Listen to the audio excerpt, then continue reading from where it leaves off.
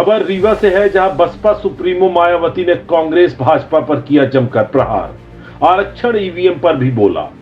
Baspa supremo Mayawati ने रीवा में की चुनावी सभा, कांग्रेस और भाजपा को घेरा। बोली, ये धन्ना सेठ और पूंजीपतियों वाली पार्टी, धर्म और हिंदुत्व के आड़ में हो रहे जुल्म। मायावती बोली, इनकी कथनी और करनी में बड़ा अंतर। ईवीएम को भी लेकर कही बात। बसपा सुप्रीमो व उत्तर प्रदेश की पूर्व मुख्यमंत्री मायावती अल्प प्रवास पर गत दिवस रीवा पहुंची। रीवा के एसएफ मैदान में आयोजित बहुजन समाज पार्टी के जनसभा में पहुंचकर बसपा सुप्रीमो मायावती ने चुनावी सभा को संबोधित किया और कांग्रेस सहित भारतीय जनता पार्टी पर भी जमकर निशाना साधा। बसपा सुप्रीमो ने कहा कि यदि यह दोनों ही पार्टियां पूंजीपतियों की पार्टी हैं, इन्होंने अपना सबसे ज्यादा समय देश हित के बजाय देश के धन्ना सेठ और पूंजीपतियों को मालामाल बनाने में लगाया। सभा को संबोधित करते हुए पूर्व सीएम मायावती ने रीवा संसदीय सीट से बसपा प्रत्याशी अभिषेक पटेल के पक्ष में जनता से वोट करने की अपील की।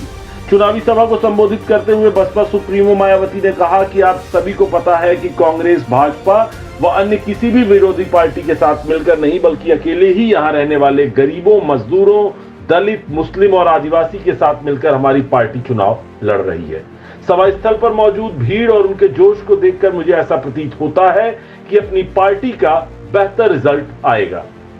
बसपा सुप्रीमो मायावती ने कहा कि कांग्रेस और भाजपा सहित इनके सहयोगी दलों के बारे में मैं कहना चाहूंगी कि आजादी के बाद केंद्र व देश के अधिकांश राज्यों में भी ज्यादातर सत्ता कांग्रेस पार्टी के हाथों में ही केंद्रित रही है, किंतु इनको दलित, आदिवासी व पिछड़ा वर्ग विरोधी तथा अन्य मामलों में भी गलत नीतियों के अलावा गलत कार्य प्रणाली आदि की वजह से ही कांग्रेस पार्टी को केंद्र और अन्य राज्यों में सत्ता से बाहर जाना पड़ा है और यही स्थिति इनकी सहयोगी पार्टी की भी बनी, जिस कारण से बसपा को बनाने की जरूरत पड़ी। लेकिन अब पिछले कई वर्षों से भाजपा और इनके सहयोगी दल केंद्र और देश के अधिकांश राज्यों में सत्ता में काबिज हो चुके हैं। जनता को संबोधित करते हुए बसपा सुप्रीमो मायावती ने आगे कहा कि भाजपा और इनके सहयोगी दल ज्यादातर जातिवादी, पूंजीवादी, संकीर्ण, सांप्रदायिक व द्वेषपूर्ण नीतियों एवं कार्यप्रणाली आदि से इनकी कथनी और करनी में भी बड़ा अंतर होने की वजह से ऐसा लगता है कि यह इस बार ये भाजपा की भी केंद्र की सत्ता में आसानी से वापस आने वाली नहीं है।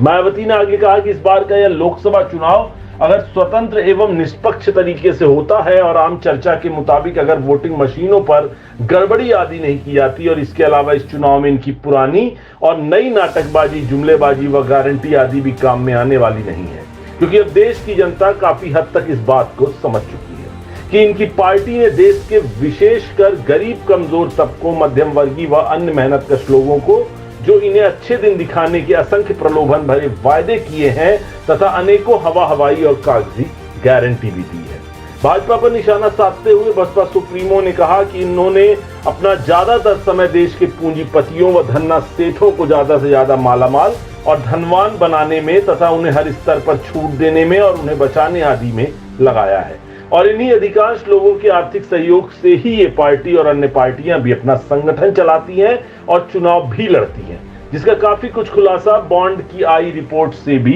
साफ हो जाता है। इसलिए अब ऐसा प्रतीत होता है कि कांग्रेस की तरह भाजपा ने भी जांच एजेंसियों का राजनीतिकरण कर दिया है। बसपा सुप्रीमो ने आगे कहा कि पूरे देश में दलित, आदिवासी और अन्य पिछड़े वर्गों के सरकारी नौकरियों में वर्षों से अधूरे पड़े आरक्षण का कोटा भी अभी तक पूरा नहीं भरा गया है। विशेषकर एससी/एसटी वर्गों के सरकारी कर्मचारियों का पदोन्नति में आरक्षण तो अब काफी हद तक प्रभावहीन बना दिया गया, जिसके चलते इन वर्गों का शोषण और उत्पीड़न अब तक बंद नहीं हुआ। मायावती बोली कि पिछले कुछ वर्षों से केंद्र व कुछ राज्यों में रही भाजपा और आरएसएस की सरकारों के चलते हुए अब इनका विकास और उत्थान आदि होना भी काफी हद तक बंद सा ही हो गया है। धर्म और हिंदुत्व की आड़ में हो रहे जुल्म और जातिवादी भी चरम सीमा पर पहुंच चुकी है। देश में गरीबी, महंगाई, बेरोजगारी बढ़ती ही जा रही है। देश में फैला भ्रष्टाचार भी कम नहीं हुआ, साथ ही देश की सीमाएं भी पूरी तरह से सुरक्षित नहीं, जो कि एक चिंता का विषय है। आइए आपको सुनाते हैं बसपा सुप्रीमो मायावती ने अपने संबोधन के दौरान क्या कुछ कहा है। आपके यहाँ इकट्ठा हुई भीड़, वह भीड़ के जोश को भी देखकर यहाँ अपने प्रदेश से अपनी पार्टी का बेहतर रिजल्ट जरूर लाएंगे। इस कांग्रेस, बीजेपी व इनके अन्य सभी सहयोगी दलों के बारे में ये कहना चाहूंगी की आजादी के बाद शुरू में केंद्र व देश के अधिकांश राज्यों में भी ज्यादातर सत्ता यहाँ कांग्रेस पार्टी के ही हाथों में केंद्रित रही है, किंतु इनकी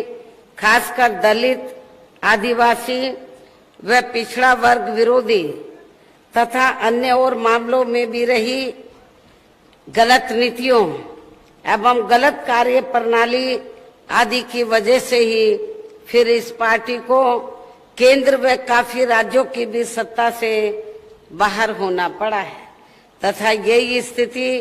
इनकी सहयोगी पार्टियों की भी बनी रही है, जिस कारण ही फिर बीएसपी को बनाने की जरूरत पड़ी है। और अब पिछले काफी वर्षों से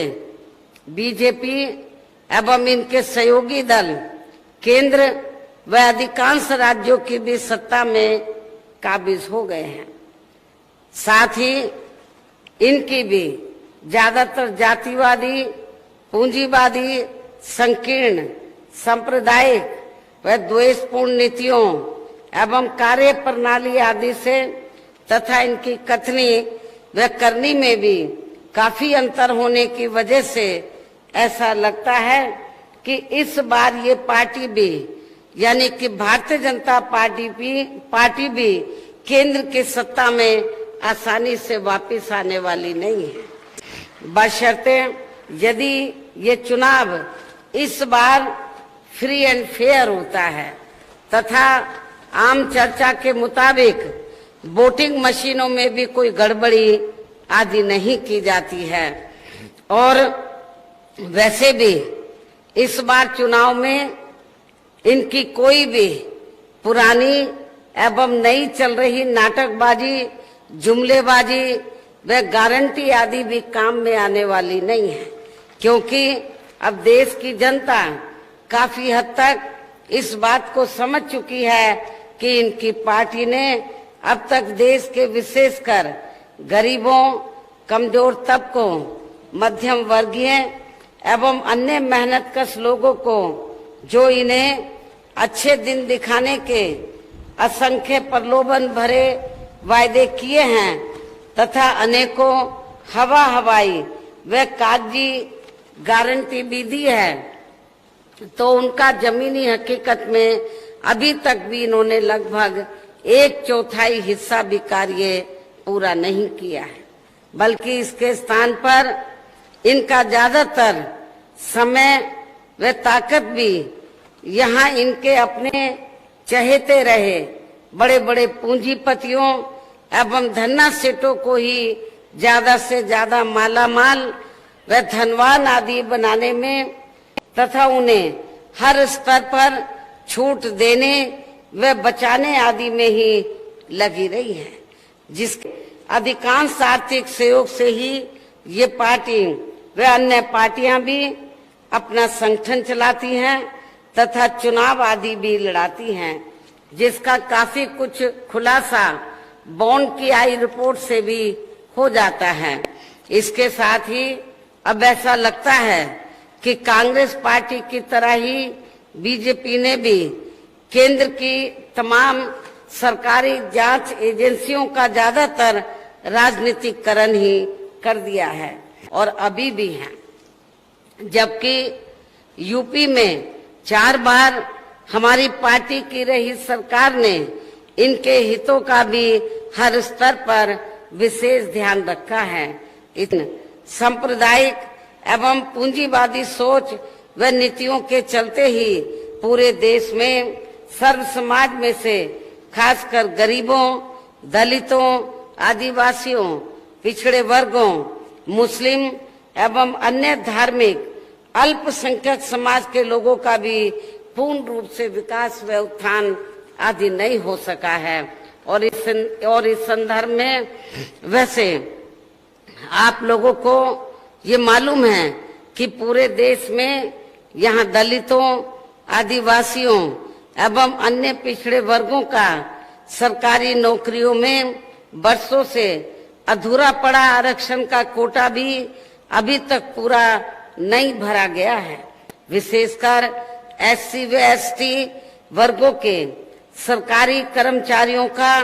पदोन्नति में आरक्षण तो अब काफी हद तक प्रभावहीन ही बना दिया गया है। पिछले कुछ वर्षों से केंद्र व अधिकांश राज्यों में भी बीजेपी व आरएसएस की सरकारों के चलते हुए अब इनका विकास एवं उत्थान आदि होना भी काफी हद तक बंद सा ही हो गया है। आए दिन इन पर खासकर धर्म की आड़ में, हिंदुत्व की आड़ में हो रही जुल्म जाति भी यह काफी ज्यादा चरम सीमा पर पहुंच चुकी है। देश में हर स्तर पर फैला भ्रष्टाचार भी कोई कम नहीं हुआ है। साथ ही अपने देश की सीमाएं अभी तक भी पूरे तौर से सुरक्षित नहीं हैं। ये भी बड़ी चिंता की बात है, अमल में नहीं लाती हैं और अब जिन पर से देश की जनता का अधिकांश विश्वास ही उठ गया है। ये आपके मध्य प्रदेश स्टेट में और खासकर आपके रीवा लोकसभा की सीट